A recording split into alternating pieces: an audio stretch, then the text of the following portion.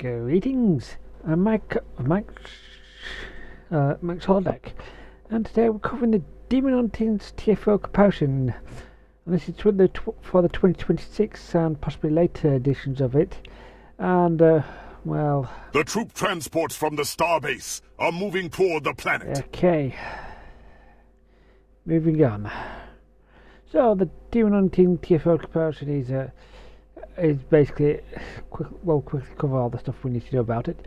Strategic Online is a rotating set of TFO for events that unlock brand new gear or ship in a period of 2 to 3 weeks. In this case, it's just some gear, and mostly vanity. TFOs are endgame content for Strategic Online, equivalent of raids in some of the MMOs, but way shorter. The featured TFO will be often set to the easiest difficulty setting that's possible, where most failed conditions are disabled, or where if they have them, or to earn the ship or the gear for free, you'll need to play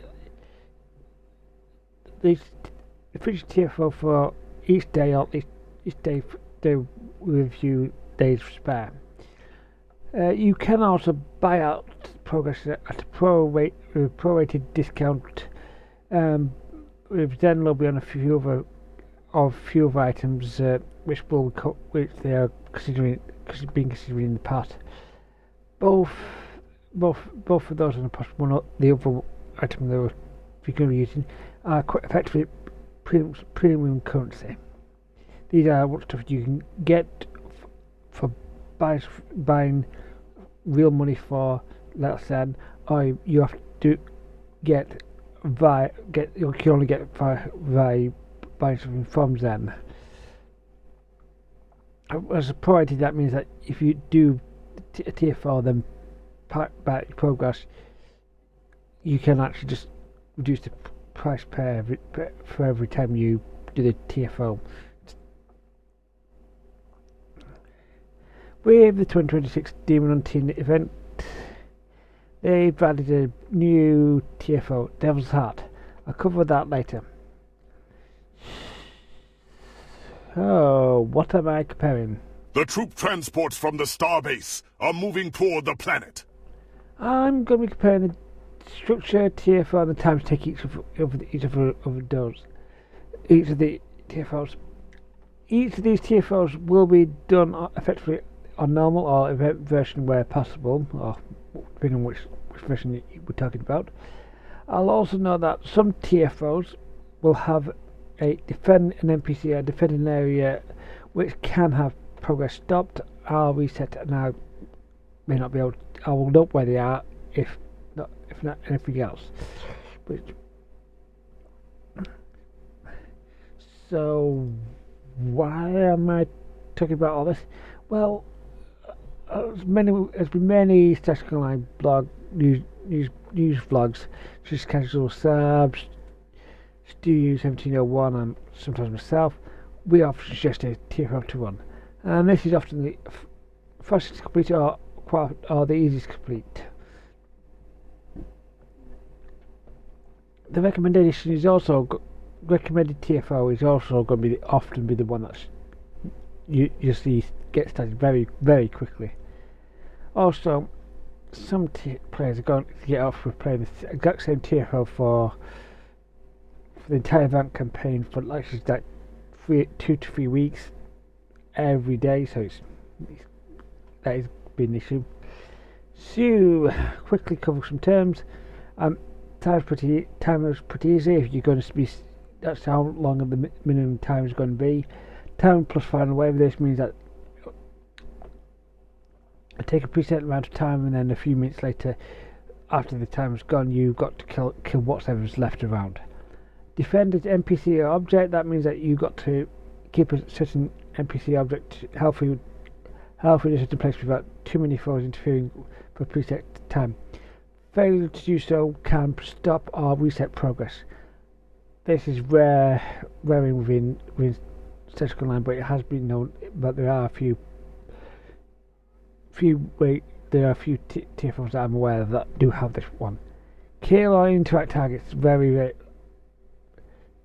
what's some common in this one, but some TFOs will only progress if you have killed or interacted with certain targets. Interact will be click the clicker button or not, but kill is pretty much shoot them with your phaser or your disruptors or whatever attack. So the demon hunting TFOs. The troop transports from the starbase are moving toward the planet. What is that guy yelling? So let's start with the Hell Spear. This is one of the first groups of. This is the first of 3 of the that was originally be released to the game. This is all. This basically contains four separate areas that you need to do some work in. So the first area is you've got to defeat 6 groups, and your team can then move on to the next stage. Stage 2 involves the players preventing the held forces entering the 3 randomly chosen active gateways within a large room of gateways in a side of a ship. Then back to stage 4, you go outside and basically defeat the held forces for about 4 minutes. Then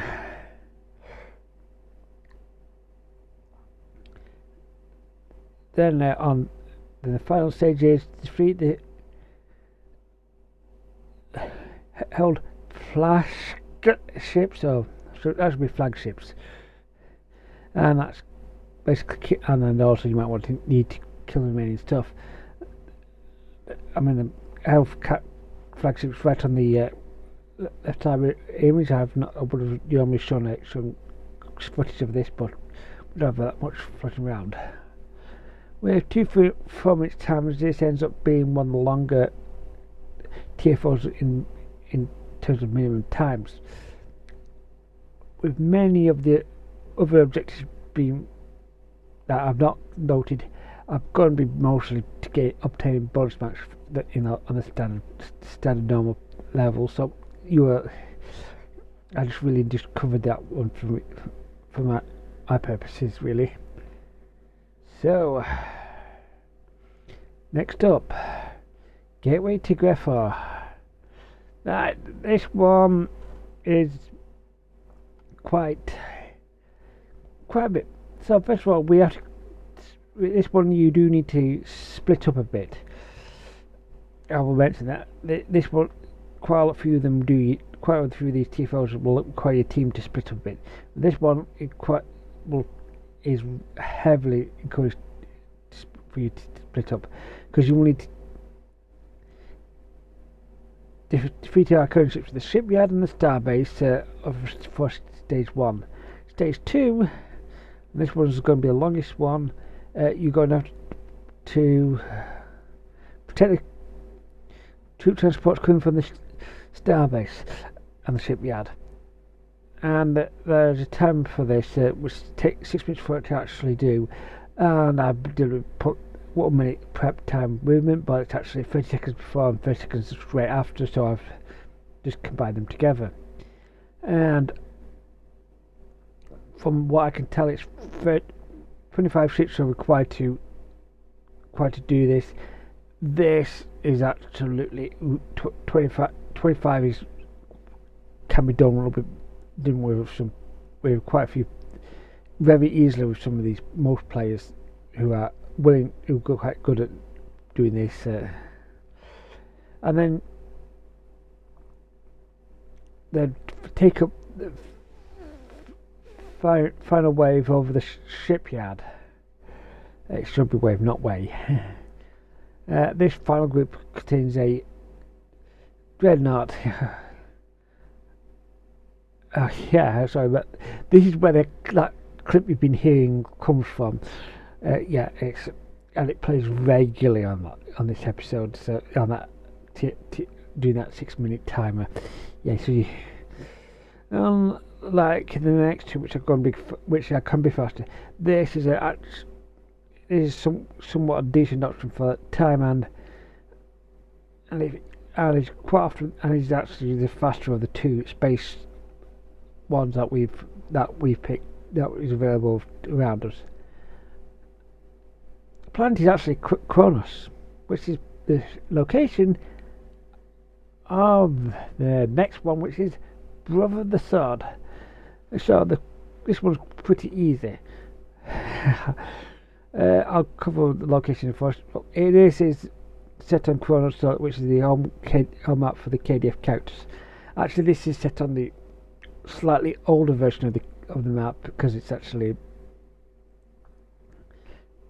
which was used when it, but you don't. So it's by the way, this is considered by many is one of the faster options, and however, you do need to have 2 to 3 players who are very good at knowing to go and find their current techniques, location, and collect it. Several players will have memorized at least one or two of the randomly hidden locations of the Iconian tech. And I will point out you will be coming in for this courtyard, the fire lake, which is the area outside the exchange on Kronos. Forge. That's the forge is an old. It used to be the area where they used to be able to do item crafting. The item crafting features of that area has disappeared over the years, and just there's nothing to go for it to be there do there at the moment. But you'll also notice there'll be tag pens around the same area. Then the challenge floor, which also has some stalls around the area. Which if you're in Klingon NPC, if you play a lot of Klingon, you might do it. Also, the bars around bars also in this area as well. And then finally, we return to the courtyard, and of course, everything's been collected. Save the tech besides killing the whole leader for the last one. I think our explanations takes longer than the TFO in here. So, Devil's Heart is the final TFO we're going to be covering today. Basically we've got to lower the first security field by securing Research Lab Alpha and Research Lab Beta. Then lower the second security field by securing Structural Alpha and Structural Beta. And then there's the third security field that requires you to get 4 different tokens and to put in consoles, as far as I can remember. And then we control Kill Vault as well, is for the final step, and which is where the image that you're seeing at the moment is. The game will actually force you to in your team of 5 into to split the team up slightly into side A where the alphas are, and the side B where the betas are. Well, I should say, you can only do at security room A. You got research lab. You can only get tax research lab alpha, research lab beta. As most rooms have initially have a 3-player limit until certain conditions are met.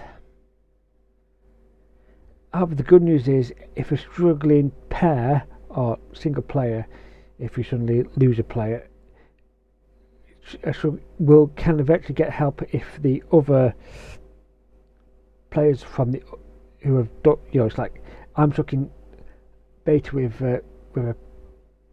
by myself because we've just gone in with a 4, and there's basically 3 people running through alpha.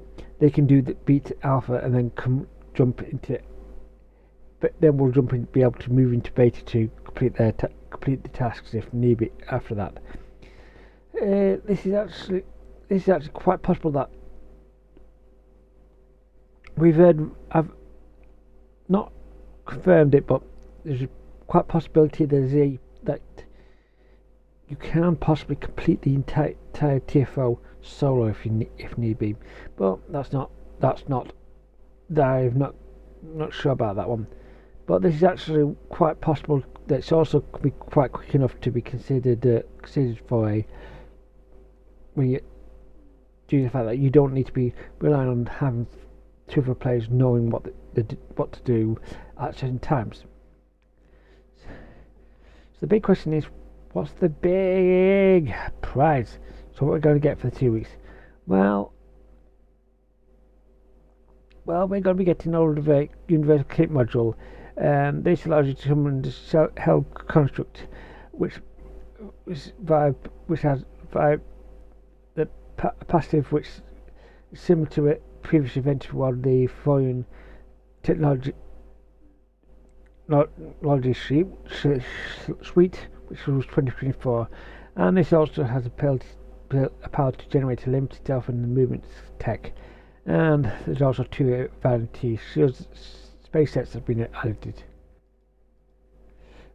And also campaign 7 progress. Oh, it's not 7, it's 8. My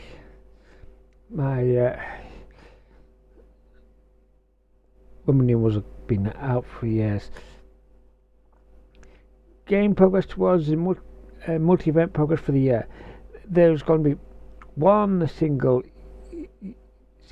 use token for Tier 6 ship 6 release that was released in 2025 or beforehand. So you can so that means if you want to pick up the Breen Fire World trait, you can do. You can also pick up 2 account-bound Zen starships from the T6. And also 1,500 Bulba crystals. The event requires 4,200 progress, but you cannot take it up to the. But you can often get through four events and get the prize during sometime in the 4th event.